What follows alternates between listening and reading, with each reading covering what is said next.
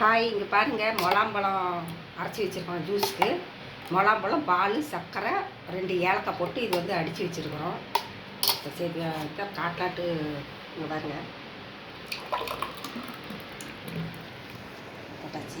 இது வந்து சப்ஜா விதை வந்து கொஞ்சம் தண்ணியில் போட்டு ஒரு 10 நிமிஷம் வச்சுட்டிங்கன்னா இந்த மாதிரி வந்துடும் நல்லா. இது வந்து வெயிலுக்கு போட்டு குடிச்சிங்கன்னா நல்லா கொஞ்சம் குளிர்ச்சியாக இருக்கும். குளிர்ச்சி வெயிலுக்கு, அதனால் போட்டு குடித்தா உடம்புக்கு நல்லது. இதை போட்டு முலாம்பழம் போட்டு அது மேலே இப்படி சப்ஜா விதை கொஞ்சம் போட்டுக்கலாம். சூப்பராக இருக்கும். இந்த மாதிரி செஞ்சு பார்த்தீங்கன்னா டேஸ்ட்டாகவும் இருக்கும். சொல்லுங்க, சூப்பரான முலாம்பழம் ஜூஸ் தயாராகிருச்சு. வாங்க எல்லாம் சாப்பிட்லாம்.